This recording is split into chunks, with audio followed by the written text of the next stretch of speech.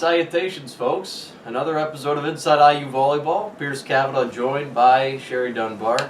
Coach, we went to Lincoln and Iowa City this weekend. First, I'll ask you about the trip to Lincoln, Nebraska. Okay. Getting to see 8,000 people in the stands to watch a volleyball match. Probably the biggest crowd you'll see all year anywhere.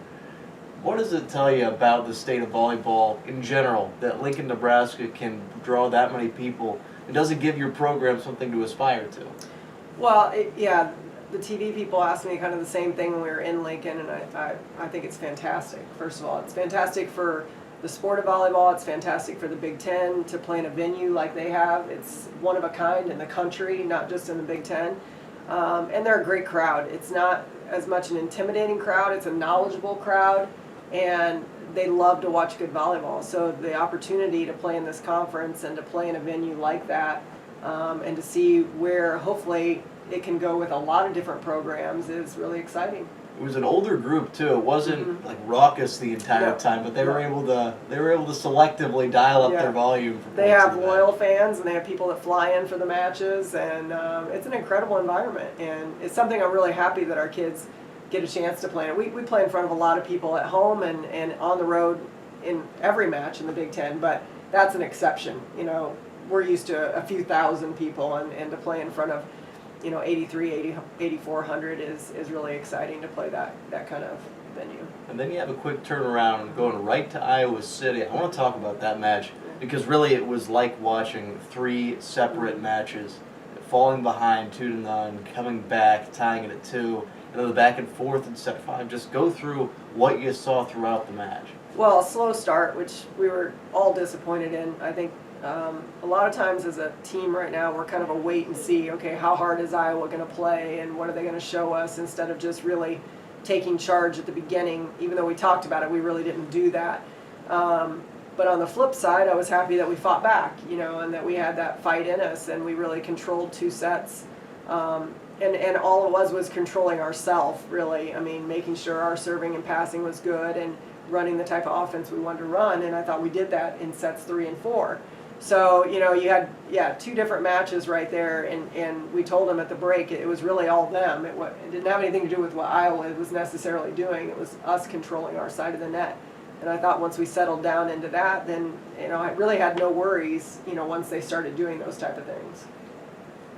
What's the sort of message that you send to your team after that sort of match? The ending of it was tough. There was no point up until the final horn sounded that it seemed like you guys were going to lose that 5th set, and then it just snuck up on you. What happens afterwards?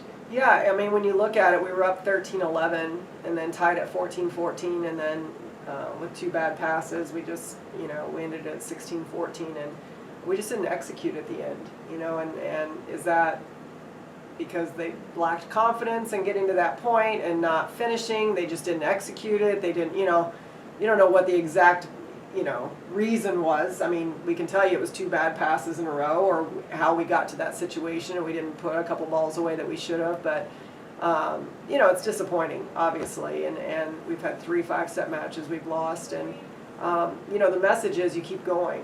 The message is our team is a good team, and that we get back in the gym and we find a way to get better, and we keep the morale up and we stay positive, and you do more work. That's the message we've been telling them is, okay, if we're not doing this well, then we get in the gym and we do more of it until we get better, because we do have the talent to be a better team and have a better record than we have right now. I think it's deceptive to look at our record, because I think we're a better team than our record shows.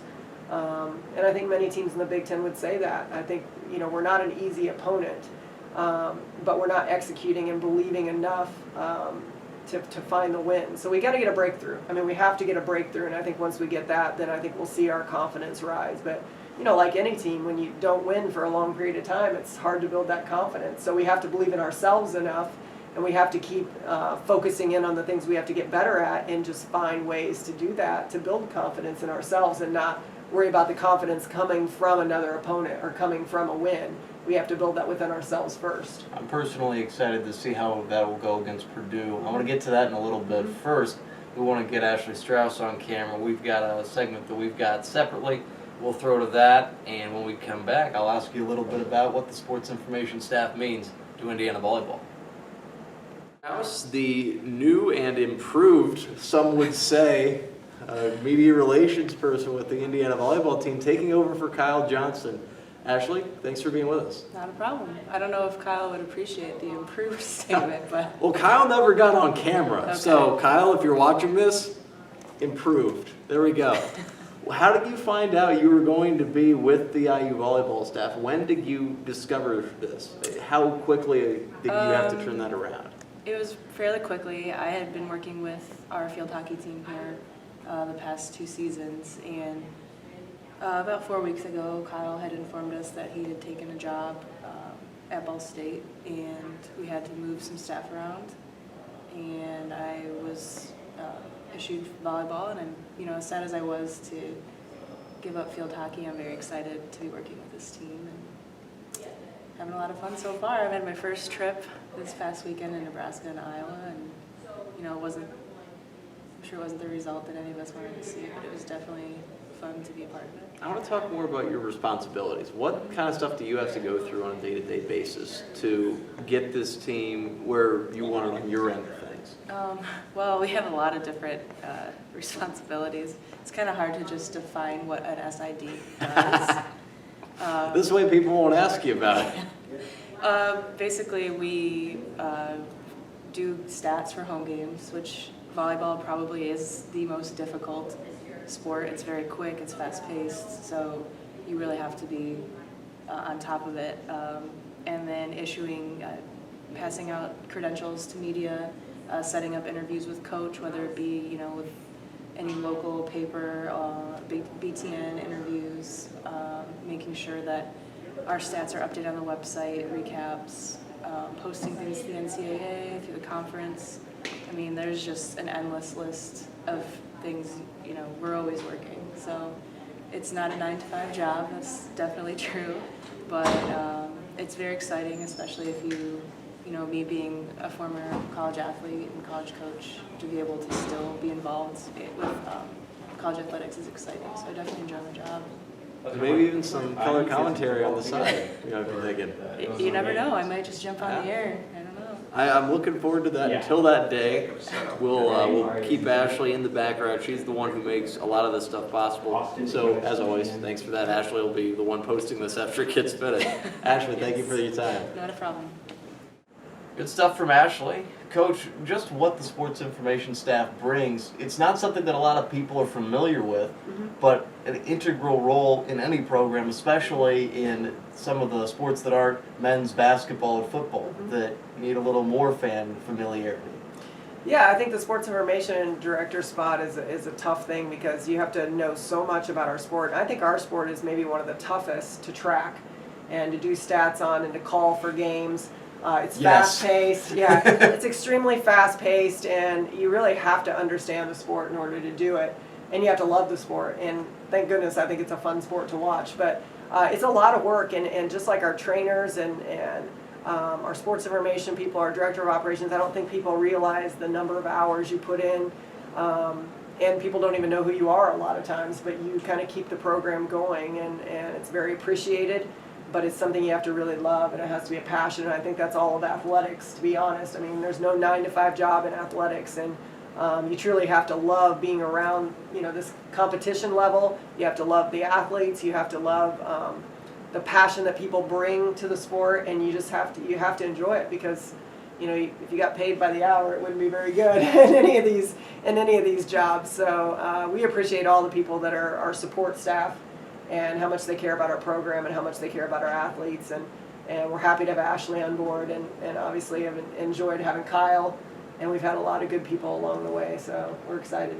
I'm missing Kyle a little bit, but Ashley and I are familiar with each other. She traveled with softball last year, so good to have her on board, replacing a good man in Kyle Johnson. Yeah, exactly. One last question before we get you out of here.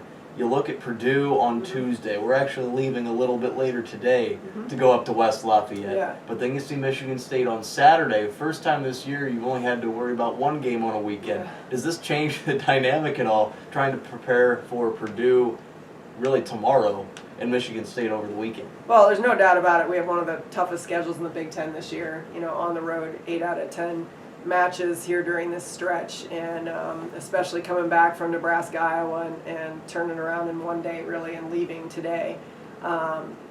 But it'll be great to have 3 or 4 days to prepare for Michigan State, which we haven't had the chance to do all season. So Purdue, though, luckily, it's a rival match. It'll be a fun match. It's a blackout for them, which will be a great environment, and we love playing up there. Actually, their gym is very familiar to us. It's very similar to ours. It's not too big, not too small. It feels comfortable to play in. But their fans are great, and they've always got a great student fan base, and it's fun to play in front of that, I think. So we're going to be ready to go. We've already scouted them.